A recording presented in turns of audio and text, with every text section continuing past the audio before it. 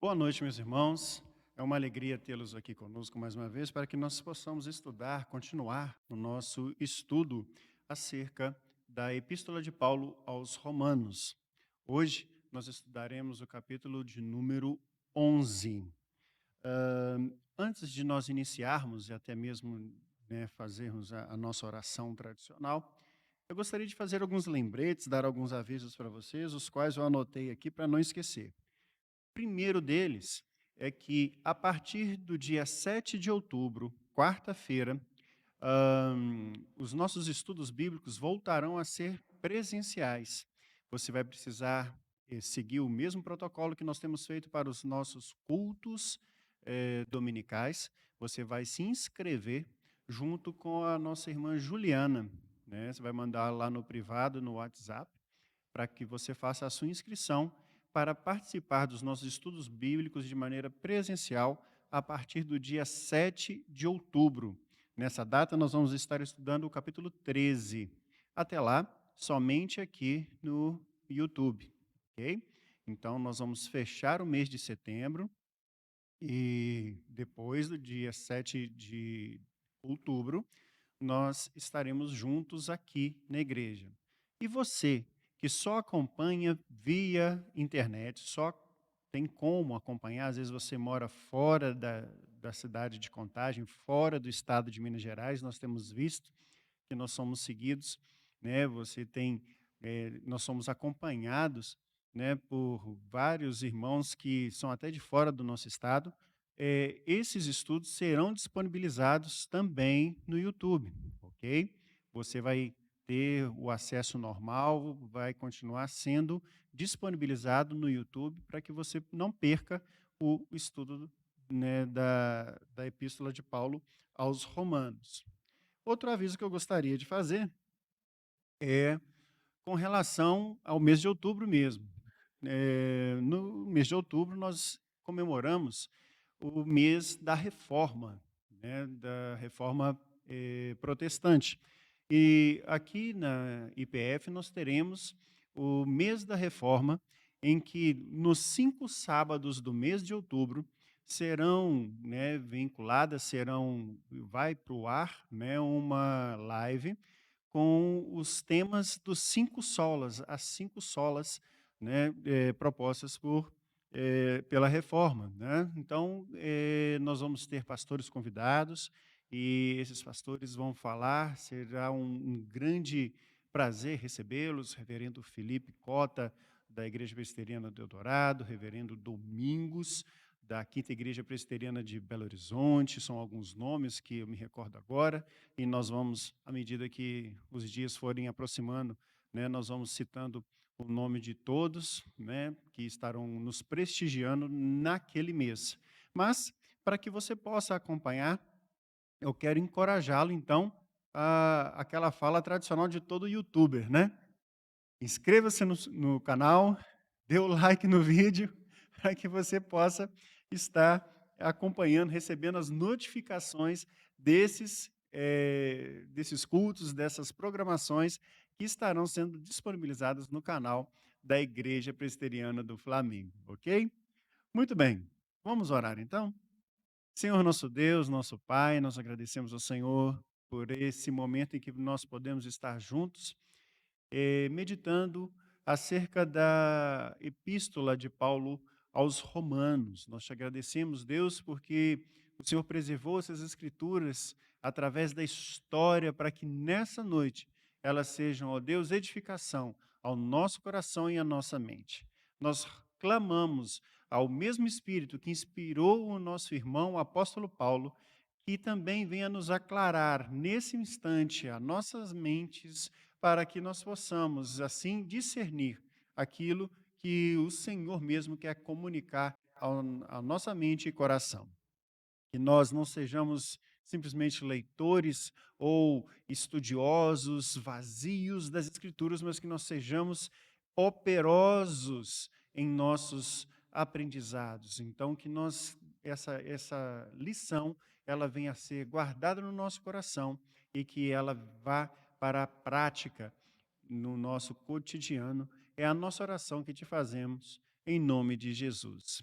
Amém. Pois bem, nós encerramos na semana passada o estudo do capítulo 10. É um capítulo bastante curtinho, em que Paulo vinha tratando, né, ele começa a fazer esse tratamento desde o capítulo 9 acerca da questão de Israel. No capítulo 10 ele fala como Israel se afastou, como ele rejeitou a mensagem do Evangelho. E aqui, no capítulo 11, ele trata exatamente do futuro de Israel. Então, vamos iniciar a leitura do texto. Lembrando sempre que eu utilizo a tradução Nova Almeida atualizada. Então, se você acompanha em alguma outra versão, nós vamos ter algumas diferenças, né, nas traduções, mas que não prejudicam a interpretação nem o entendimento do texto. Seguindo, então, capítulo 11, verso 1. Eu pergunto, será que Deus rejeitou o seu povo? Porque ele fecha o capítulo 10 falando exatamente da, da questão de que Israel teria rejeitado, né, a salvação vinda, oferecida em Cristo Jesus, em que então essa salvação teria sido achada dos gentios. Então, ele inicia o capítulo 11 fazendo essa pergunta: será que Deus rejeitou então o seu povo, o Israel étnico? E aí ele segue: de modo nenhum, porque eu também sou israelita, da descendência de Abraão, da tribo de Benjamim. Então, o que Paulo ele coloca aqui? Ele coloca que Deus não rejeitou o Israel étnico. Ele, inclusive, fala: olha, eu sou a prova viva disso, porque eu sou israelita, eu sou descendente de Abraão, eu sou da tribo de Benjamim. E isso é uma credencial de que ele realmente faz parte desse Israel étnico. E ele segue: Deus não rejeitou o seu povo, a quem de antemão conheceu. Ou vocês não sabem o que a Escritura diz a respeito de Elias, como pediu com insistência diante de Deus contra Israel, dizendo: Senhor, mataram seus profetas, derrubaram seus altares, sou o único que sobrou, e me procuram tirar a vida. Então, o apóstolo Paulo, ele volta, né? Nós vemos que durante toda a epístola, ele faz muitas citações ao Antigo Testamento. Ele vem aqui exatamente para poder ilustrar essa questão de Deus não ter rejeitado o seu povo. Ele vai remontar, ele cita o caso de Elias, né? Ele fala como profeta quando houve aquela situação em que haviam matado todos os profetas do Senhor e eles estavam procurando a vida dele, né? Na época salvo engano, Acabe. Vamos conferir? Isso está lá em 1 Reis, 1 Reis, capítulo 19. A gente confere rapidinho. Primeiro livro dos Reis, capítulo 19.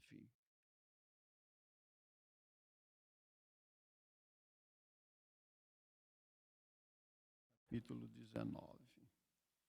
Exatamente. A Jezabel, né, a esposa estrangeira do rei Acabe, persegue os profetas do Senhor e Elias, ele é perseguido por ela, né? Então, o que acontece? Ele clama contra o próprio Israel. Ele fala: olha, Senhor, mataram seus profetas, derribaram seus altares, eu sou o único que sobrou e agora eles procuram me tirar a vida. E aí o que o Senhor, verso 4, mas o Senhor, qual foi a resposta divina, né, que Paulo cita? Foi esta: reservei para mim 7.000 homens que não dobraram seus joelhos diante de Baal. O que Paulo está fazendo aqui? Ele traz um fato histórico, ele traz um acontecimento da história de Israel para demonstrar que Deus, não obstante toda a nação havia se todo o reino do norte havia se corrompido, né, junto com Acabe e com Jezabel, e haviam matado todos os profetas, haviam voltado suas costas contra Deus, mas ainda assim o Senhor havia separado para si um remanescente. E é exatamente essa questão desse remanescente, no caso do texto, da ilustração que Paulo levanta, 7.000 homens, é que Paulo quer levantar esse argumento do remanescente para poder justificar a questão do futuro de Israel. Veja bem como é que ele segue aqui no capítulo 5, no versículo 5. Assim também, nos dias de hoje, sobrevive um remanescente, segundo a eleição da graça. Então, da mesma maneira, qual o argumento de Paulo é que da mesma maneira que o Senhor tinha separado para si um remanescente de 7.000 homens que não tinham se dobrado diante de Baal no tempo de Acabe e Jezabel, ele também havia separado para si um remanescente que reconheceria Cristo como Messias, como Senhor, como Salvador, agora, naqueles dias, eleitos através da graça. E aí ele segue: "E se não é pela graça", minto, "e se é pela graça, já não é pelas obras, pelo contrário". Então ele coloca o seguinte: se é pela graça que o Senhor escolheu esses, não é pelas obras, não é pela circuncisão, como nós vimos capítulos atrás, não é pela lei, não é por nenhum outro motivo, é somente pela graça. Já não é pelas obras, nenhuma obra, que eles foram separados. E ele fecha, do contrário, a graça já não é graça, né. Paulo, ele faz essa análise demonstrando que a graça do Senhor, ela é independente do mérito. Esse é um tema que é recorrente na epístola aos Romanos, né? Independente do mérito humano, o Senhor, com a sua graça, alcança aqueles a quem ele escolher. E ele segue no verso 7. Que diremos então? O que Israel buscava, isso não alcançou, mas a eleição conseguiu isso. Os demais foram endurecidos. Ele está falando aqui nessa frase que o que Israel buscava, que era a sua salvação, através do seu mérito, através das suas obras, isso ele não alcançou. Mas a eleição conseguiu isso. A graça, a eleição do Senhor, a vocação intencional. Eu quero salvar esse, da parte de Deus. Isso conseguiu o que? A salvação também para o judeu. Os demais foram endurecidos. Por que que Paulo ele está fazendo essa colocação? Ele faz essa colocação porque muitos dos judeus não receberam a Cristo antes, pelo contrário, eles ainda o rejeitavam como mestre, rejeitavam-no como um rabi, como um líder, e ainda mais, né, como seu salvador, como o Filho de Deus. Então, esses foram endurecidos. E aí ele cita aqui, como está escrito, Deus lhe deu um espírito de profundo sono, olhos para não ver e ouvidos para não ouvir até o dia de hoje. Uma citação direta, novamente, do profeta Isaías. Nós temos muitas citações do profeta Isaías aqui nessa epístola. E o que ele está, mais uma vez, ele usa essa citação para poder demonstrar que, nesse caso aqui, o Israel que rejeita, né, o israelita que rejeita Jesus como mestre, como salvador, tem um espírito de sono profundo, tem olhos e ouvidos, mas não vê e nem ouve. E ele segue no verso 9, agora ele faz uma citação do Salmo 69. Ele fala assim: E Davi disse: Que a mesa dele se transforme em laço e armadilha, em tropeço e punição. Que os olhos deles se escureçam, para que não vejam, e fiquem para sempre encurvadas às suas costas. Aqui é, mais uma vez, uma citação do Antigo Testamento, demonstrando e direcionando para aqueles que rejeitaram Cristo como mestre, como Messias, como Salvador. E ele segue no verso 11. Então eu pergunto: será que eles tropeçaram para que caíssem? Porque agora ele vai mudar o argumento. Ele vai desenvolver esse argumento aqui. Será que esses que rejeitam, né, que rejeitavam naquele tempo, rejeitavam Jesus como Salvador, como Mestre, como Messias, como Filho de Deus, eles tropeçaram para que caíssem, para que fossem realmente descartados? E ele segue aqui: de modo nenhum. Essa essa essa dureza de coração, essa transgressão de Israel tinha um motivo, e Paulo demonstra aqui. Mas pela transgressão deles, a salvação chegou aos gentios, para fazer com que os judeus ficassem com ciúmes. O argumento de Paulo aqui é que é exatamente pela dureza do coração daqueles que rejeitaram Jesus, que crucificaram-no, que perseguiram a igreja, é que a salvação chegou aos gentios, porque exatamente por conta dessa necessidade por conta dessa perseguição, primeiro do próprio povo, dos próprios judeus, os cristãos eles foram sendo, o cristianismo foi sendo espalhado por todo mundo. E a pregação do evangelho chegou aos gentios. E a salvação chegou aos gentios, aqueles estrangeiros eleitos, esses que nós vimos nos capítulos anteriores aqui. Aqueles que não eram povo do Senhor, que ouviram a palavra e aderiram, e entenderam e aderiram ao evangelho. É isso que Paulo falou. Ou seja, essa transgressão dos judeus, ela tinha, no final das contas, um propósito, uma função dentro do decreto de Deus, que era exatamente levar a salvação para os gentios. E ele coloca aqui, para fazer com que os judeus ficassem com ciúmes. Essa colocação aqui também ela é bastante proposital e intencional, nós vamos ver aqui mais adiante, eu não vou desenvolvê-la agora não. Ora, se a transgressão deles resultou, eu estou no verso 12 para você acompanhar, tá? Ora, se a transgressão deles se resultou em riqueza para o mundo, e a diminuição deles resultou em riqueza para os gentios, quanto mais a plenitude deles. Então ele está falando o seguinte: se a transgressão dos judeus, se a pobreza deles, se a diminuição deles diante da sua teimosia, da sua resignação, da sua transgressão, da rejeição deles em relação a Jesus como mestre, como Messias, como Salvador, redundou, se transformou em riqueza, em salvação para os gentios, ele fecha, quanto mais a plenitude deles. Essa frase aqui, ela faz exatamente a, ela tem ligação direta com aquela que nós citamos no versículo anterior, para que os judeus ficassem com ciúmes.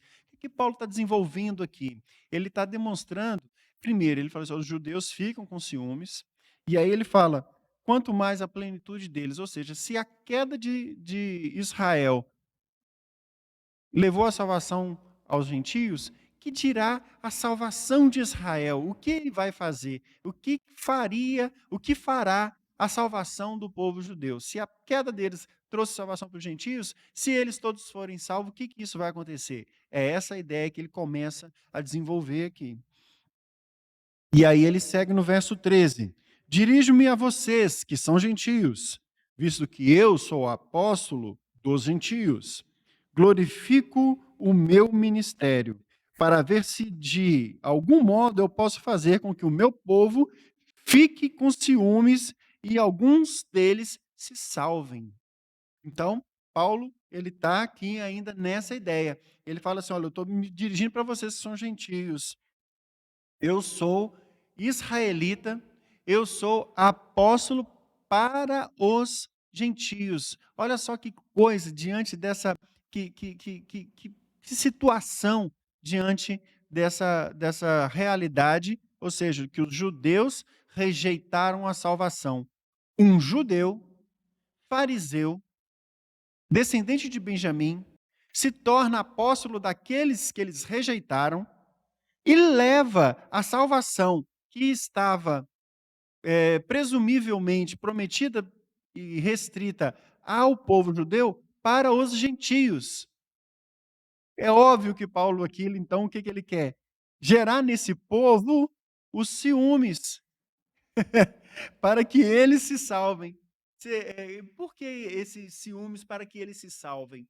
Ele está colocando aqui que a ideia é que os judeus, ao ficar com ciúmes dessa salvação, também almejem essa salvação, também persigam essa salvação e assim sejam alcançados pelo evangelho de Cristo, alcançados pelo reino de Deus. É isso que ele está dizendo aqui. Por quê? Verso 15. Se de fato eles terem sido rejeitados trouxe reconciliação ao mundo, que será que o seu restabelecimento, senão vida aos mortos?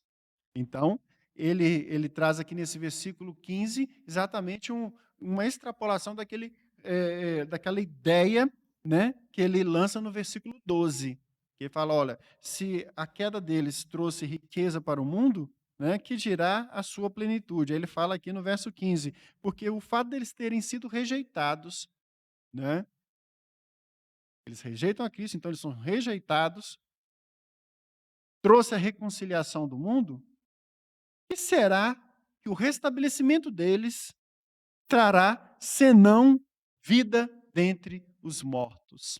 Então, Paulo aqui ele já lançou as bases de um argumento que ele vai desenvolver a partir do verso 25, que é exatamente o futuro e a salvação do povo judeu no futuro. Então, não vou antecipar essa ideia aqui não, mas você já fica com esse argumento preparado aí, você vê que ele já lançou essas bases aqui. Agora ele vai entrar numa ilustração bastante interessante, num texto bastante conhecido nosso, mas que vai também lançar luz, exatamente, preparar o terreno para o argumento final do capítulo. Olha só, verso 16. E se forem santas as primícias da massa, igualmente será santa a sua totalidade. Se for santa a raiz, também os ramos serão. Então, ele está agora dando força para esse argumento. Ele faz uma comparação e aí ele lança a ideia de que, se as primícias da massa são santas, toda a sua totalidade haverá de ser. Se a raiz da planta for santa, então os seus ramos também o serão. Ele está fazendo aqui uma preparação da ideia, da ilustração que ele vai desenvolver do verso 17 em diante. Ele está lançando a ideia de que as primícias de Israel são santas, escolhidas por Deus. Deus não voltou atrás na sua promessa ao povo de Israel e nem voltou atrás do seu compromisso, da sua aliança com o povo de Israel. Logo, as primícias da massa são santas. Logo, a sua totalidade será. Nós vamos ver isso. Ele vai desenvolver mais uma ilustração, mas aí, mais uma vez, eu lembro a você, a partir do verso 25, ele vai desenvolver a ideia final. E ele cita mais um exemplo, que é a questão da raiz. Se a raiz é santa, logo, todos os ramos também serão. Os ramos do quê? Aí vamos ver a partir do verso 17. Quais ramos, né? Verso 17. Se, porém, alguns dos ramos foram quebrados, e você, sendo oliveira brava, foi enxertado no meio deles e se tornou participante da raiz da seiva da oliveira, não se glorie contra os ramos, mas se você se gloriar, lembre que você não é que sustenta a raiz, mas a raiz que sustenta você. O que ele está falando nesses dois versículos? Ele entra, ele extrapola, ele aprofunda na ilustração da raiz e passa a falar da oliveira brava e da oliveira boa, né? O que ele fala? Vocês são ramos de oliveira brava. Ele está se referindo a quem? Aos gentios, né? Aqueles que não faziam parte da aliança. E aí ele fala assim: se alguns dos ramos foram quebrados, dos ramos do que? Da oliveira boa, foram quebrados, e você, sendo oliveira brava, foi enxertado na oliveira boa, você passa a fazer parte do que? Da seiva da raiz da oliveira boa. Quem é a oliveira boa na ilustração de Paulo? Israel, o Israel étnico, ok? E aí, por quê? Porque a salvação vem dos judeus, nós já vimos isso, né? Paulo argumenta exatamente dessa questão. Nos capítulos anteriores, você vai se lembrar que nós já estudamos isso. Então, o que ele fala? Você se tornou participante dessa raiz, dessa promessa, desse início que é santo, que é bom. E ele fala: não se glorie nisso, você que é gentio. Não fica aí se gloriando, achando que, nossa, eu tomei o lugar do Israel e agora eu que sou o bom. É isso que Paulo está falando. Não se glorie contra os ramos, ou seja, contra o Israel que foi quebrado. Mas se você se gloriar, lembre-se que não é você, ramo de oliveira brava, que sustenta a raiz, mas a raiz que sustenta você. O que ele está falando? Lembre-se sempre que você sendo gentio, que nós, eu sou gentio, nós aqui todos somos gentios do ponto de vista da, da, da etnia, né? Não, nós somos gentios, nós nos tornamos Israel, nós nos tornamos parte de Israel mediante a graça do Senhor em nos enxertar nessa promessa. Logo, nós fazemos parte desse Israel de Deus, desse povo de Deus, aí já não é o Israel étnico, é a igreja, ok? E nós temos que nos lembrar sempre que nós, mesmo que a gente pense, que os judeus crucificaram Jesus, que os judeus isso, que os judeus aquilo, nós temos que pensar sempre o seguinte: a salvação vem dos judeus. A aliança do Senhor, o concerto do Senhor vem de Israel. Jesus era israelita. Salvação vem. É isso que nós temos sempre que lembrar. Então, a nossa oração, o nosso desejo, a nossa disposição mental tem que ser sempre a nossa oração pela salvação de Israel. Porque não fosse o concerto de Deus com Israel, essa salvação não teria sido, não teria chegado até nós.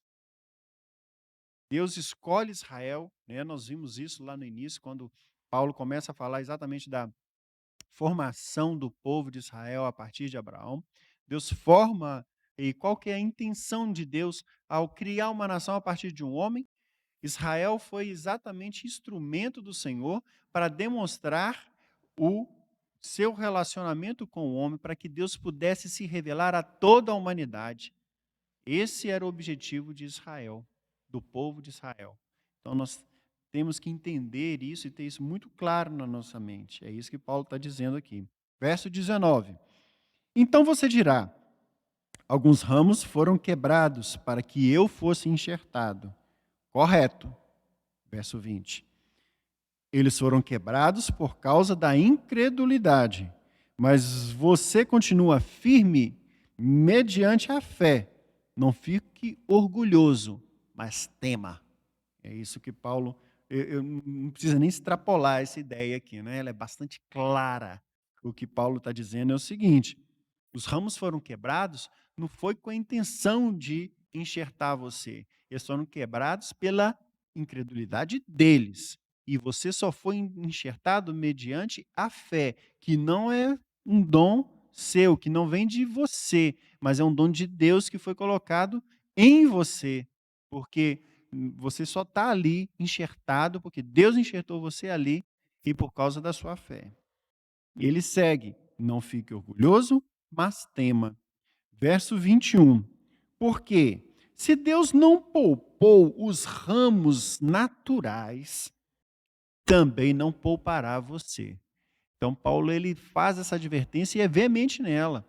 Ele fala o seguinte: se Deus não poupou o Israel, que por sua incredulidade, né, foi rejeitado, e enxertado foram os ramos da oliveira brava, os gentios, então não fique orgulhoso, tema, porque se Deus não poupou os ramos naturais, ele também não vai poupar você não, né?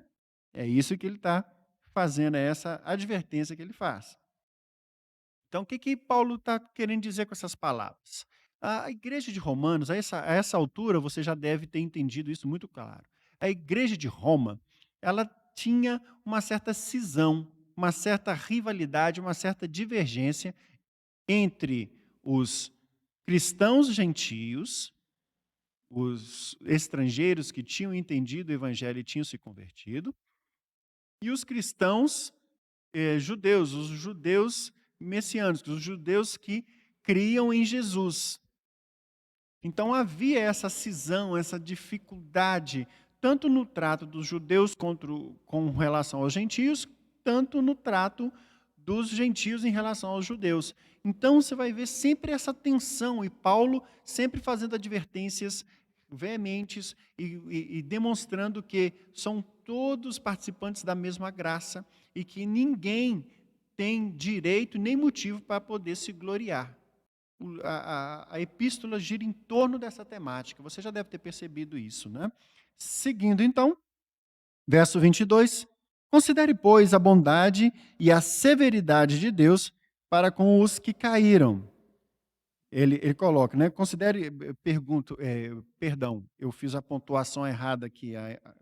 Mudando a pontuação, você vai entender melhor. Considere, pois, a bondade e a severidade de Deus para com os que caíram, severidade. Mas para com você, ainda está se dirigindo aos gentios, mas para com você, a bondade de Deus, desde que você permaneça nessa bondade. Do contrário, também você será cortado. Fé. E é exatamente aquela fé que é uma fé sem orgulho, uma fé que compreende a, a, a natureza do Evangelho.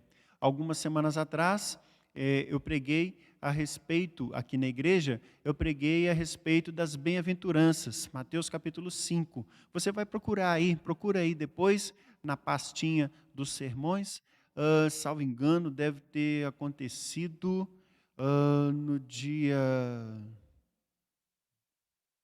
11, 12 de setembro, alguma coisa assim. Eu tenho uma dificuldade com relação a datas, mas foi na segunda semana de setembro, salvo engano, que eu preguei a respeito dessas bem-aventuranças. E ali fala das características, né, do crente, do cristão. E a primeira delas é exatamente os pobres de espírito, né, os humildes de espírito, que é a primeira.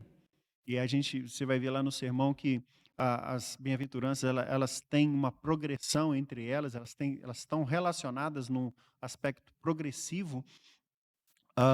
Então, a primeira ele fala assim, ó, bem-aventurados os humildes de espírito ou pobres de espírito, dependendo da tradução que você tiver, e ele fecha assim, porque deles é o reino de Deus.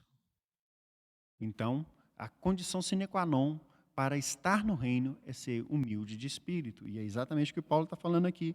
Não seja orgulhoso, não acuse, não julgue. Ele pega o ensino de Cristo e extrapola aqui nessas questões. E ele fala, olha, permaneça. Caso contrário, você vai ser cortado também. Verso 23. Eles também, aí ele está se referindo a eles quem? Os judeus. Se não permanecerem na incredulidade, serão enxertados. Pois Deus é piedoso para enxertar de novo. Então, o que que Paulo, lembra que eu estava falando que a gente estava lendo o verso 12, o verso 15, o que que Paulo estava preparando? O argumento da salvação de Israel. E aí que ele começa, então, a desenvolver esse argumento. Lançou as bases lá no verso 12, no verso 15, e aí ele desenvolve essa ilustração da oliveira, e agora, no final, ele já entra com esse novo argumento, que nós vamos ver daqui a pouco, né? Mas aqui já está tomando forma. Ele coloca o seguinte: Deus é poderoso para enxertar novamente quem? O Israel que rejeitou Jesus como Messias. É isso que ele está dizendo aqui. Da mesma maneira que foi enxertado os ramos de oliveira brava, os gentios, Deus, aqueles ramos que foram cortados por causa da incredulidade, também podem ser reenxertados na oliveira. É isso que ele está dizendo.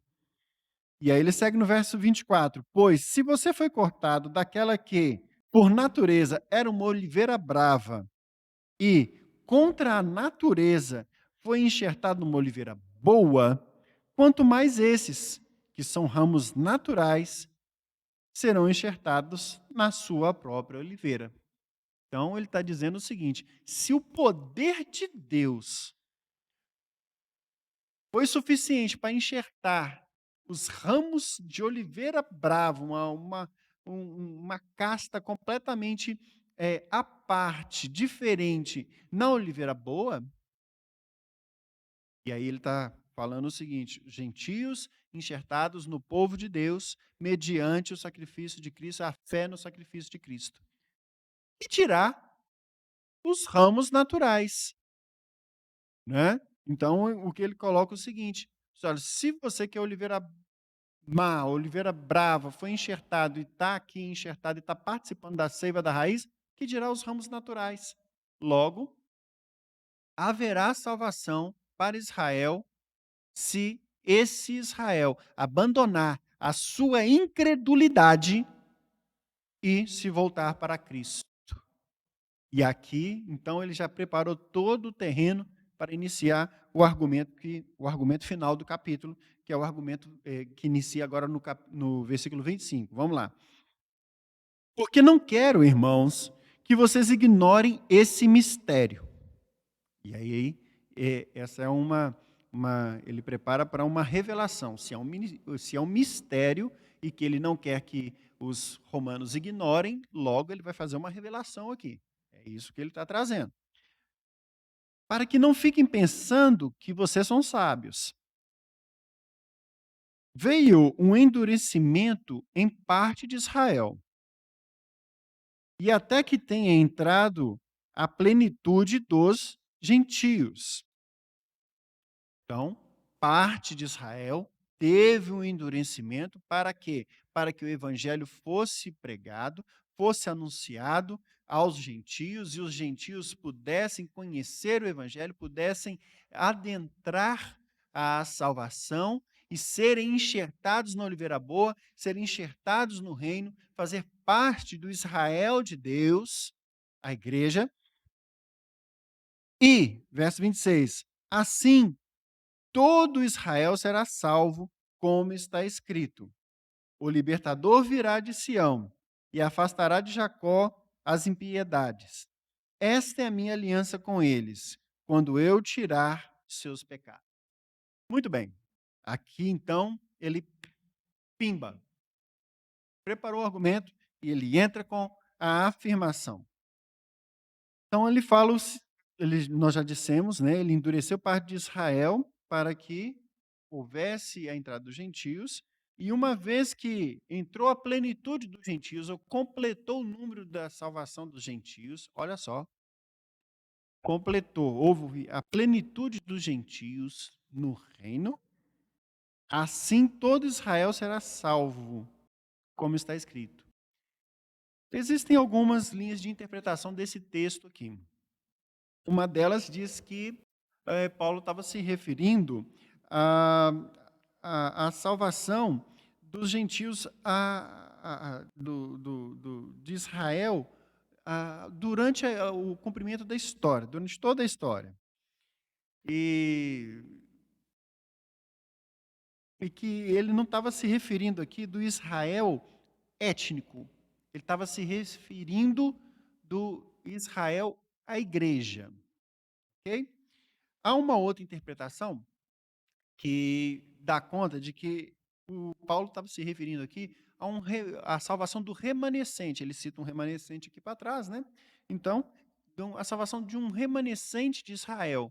Ou seja, sempre vai haver aquele Israel incrédulo e que ah, um remanescente histórico, através dos tempos, iria sendo salvo através da libertação oferecida pelo libertador de Sião, né? E há uma terceira linha de interpretação que dá conta de que Paulo aqui está se referindo da salvação de um grande número, uma conversão massiva do povo de Israel. E eu tendo a acreditar mais nessa interpretação, né? Nessa linha de interpretação aqui. Por quê? Porque é exatamente assim, se fosse a salvação somente da igreja, isso não seria um mistério, né? Se fosse a primeira linha de interpretação, não seria um mistério. Paulo não estaria fazendo nenhuma grande revelação, enquanto ele fala assim: eu não quero que vocês ignorem esse mistério, para que não que fiquem pensando e tal e coisa. Ele já está falando da salvação da igreja, né, desde o início do livro. Eu também não acredito que seja a salvação de um remanescente ao longo dos tempos, porque isso não seria, não faria jus à ideia que ele lança lá no verso 12 e no verso 15. Quando ele, lembra que eu falei que ele já lançava a ideia de um argumento, né, que ele fala da plenitude deles no verso 12, lembra? Né? Ele fala assim: olha, se a transgressão deles resultou em riqueza para o mundo, a diminuição deles resultou em riqueza para os gentios, quanto mais a plenitude deles. Então, e no verso 15, ele lança a ideia, né? Se, de fato, por terem sido rejeitados, trouxe reconciliação ao mundo, que será, que dirá o seu restabelecimento, senão vida entre os mortos? Então, ele fala o restabelecimento de Israel. Então, eu entendo aqui que Paulo está dizendo exatamente disso. Ele fala assim todo Israel será salvo, como está escrito. E eu entendo que é uma afirmação escatológica mesmo. E Paulo está falando aqui que, uma vez alcançado, esse é o meu entendimento, uma vez alcançado a plenitude dos judeus, haverá, então, uma conversão massiva por parte de Israel, né? E aí sim se completará o número dos santos, dos justos, né? E assim virá o dia final. Esse é o entendimento que eu consigo tirar desse texto e que é corroborado por uma boa parte, né, da academia na sua interpretação. Mas, como eu disse, existem essas duas outras linhas de interpretação. É necessário que você, né, tome, então, um partido, tome, então, uma linha de interpretação. Eu tendo a entender dessa maneira, porque faria muito mais sentido exegeticamente, seria muito mais lógico, né, à luz daquilo que o Paulo vinha afirmando, né, e os argumentos são esses que eu apresentei para os irmãos. E ele coloca aqui, como está escrito: o libertador virá de Sião e afastará Jacó das impiedades. Ele está citando aqui novamente o profeta Isaías. E aí, o que ele está falando disso? Né? O libertador de Sião, Jesus Cristo. Ele afastará Jacó das suas impiedades. Ou seja, trará Jacó. Jacó que é claramente uma menção ao Israel étnico, né? Então, afastará Jacó das suas impiedades. Então, ele vai tirar o Israel étnico dessa rejeição, da sua transgressão, né? A rejeição de Israel, ela tem um propósito histórico que é exatamente estender, abrir a salvação para os gentios. Aberta a salvação para os gentios, trouxe a plenitude dos gentios, completou-se o número dos salvos, dos eleitos, aqueles que o Senhor queria alcançar dentre os gentios, haverá uma conversão massiva de Israel, né? E vocês veem que eu sempre coloco com cuidado essa conversão massiva. Eu não vou dizer aqui que são todos, eu não sou tão radical quanto o Paulo aqui, né? Porque eu entendo que o Senhor tem os seus eleitos, mesmo dentro do povo de Israel haverão aqueles que vão rejeitar, mas uma grande parte, uma plenitude desse povo, no futuro, haverá de receber Jesus, entender que Jesus é o Filho de Deus, é o Salvador. E aí Paulo coloca que ele cita o texto de Jeremias. Esta é a minha aliança com eles. Jeremias, aqui que eu falo, eu tenho falado, né? Cita Isaías, cita Jeremias, eu não tenho falado das citações completas, né? O texto de Isaías é Isaías 59, os versos 20 e 21. E o texto de Jeremias que ele cita aqui, né, é Jeremias capítulo 31, os versos 33 e 34. Esta é a minha aliança com eles, quando eu tirar os seus pecados. Você vai se lembrar que em Jeremias, em Isaías, todos aqueles profetas pré-exílicos, eles vão falar exatamente do período do exílio, também vai falar do período da restauração. E se você lembrar, houve o estudo de Isaías, né, que foi a sequência anterior a esse estudo, essa sequência de estudos na carta de Paulo aos Romanos, né, lá em Isaías há essa questão. Primeiro, ele demonstra o cativeiro, depois ele demonstra a restauração, e depois ele fala de uma restauração final, né? Tem um aspecto escatológico, e esse é o aspecto que Paulo explora aqui. Verso 28. Quanto ao evangelho, eles são inimigos por causa de vocês, mas quanto à eleição, amados por causa dos patriarcas. Então ele está dizendo, quanto ao evangelho, quanto à boa nova, quanto à boa notícia, eles são inimigos, eles se tornaram inimigos do evangelho. Para quê? Para que esse evangelho fosse levado aos gentios. Mas quanto à eleição, quanto ao aspecto geral da eleição, eles são amados por causa do quê? Dos patriarcas. Deus tem com eles um concerto, tem com eles um ajuste, tem com eles uma aliança. E o Senhor não vai quebrar a sua aliança. É isso que Paulo está dizendo aqui. Porque os dons e a vocação de Deus são irrevogáveis. Esse é um argumento interessantíssimo. Eu tenho certeza que você deve marcar esse texto aí na sua Bíblia.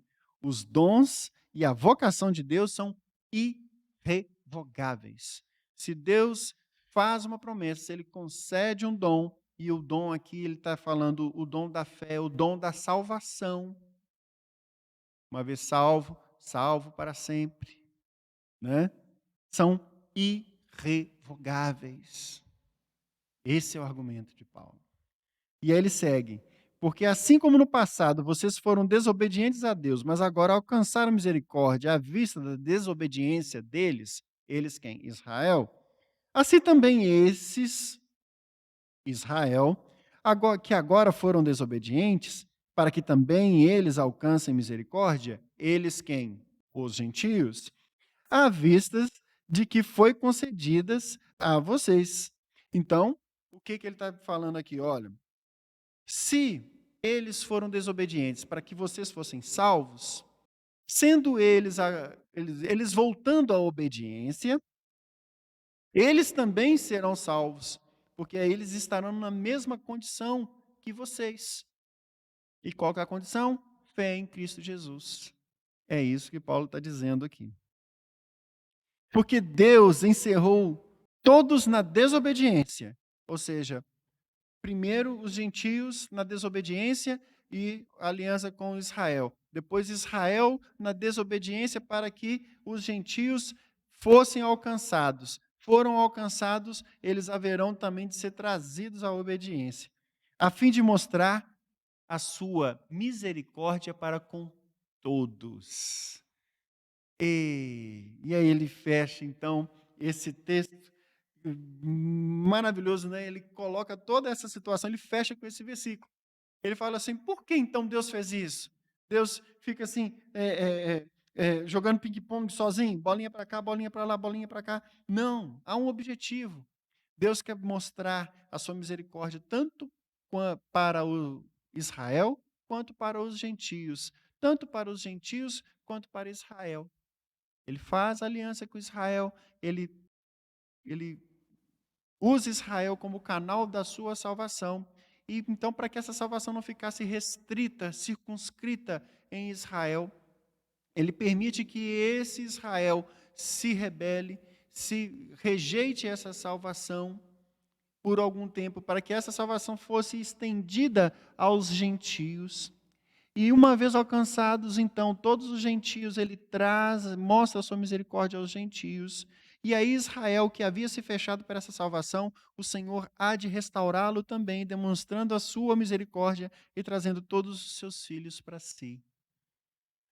Muito bonito, né? E a essa altura Paulo fala assim, verso 13: ó profundidade da riqueza, tanto da sabedoria como do conhecimento de Deus. Quão inexplicáveis são seus juízos e insondáveis os seus caminhos.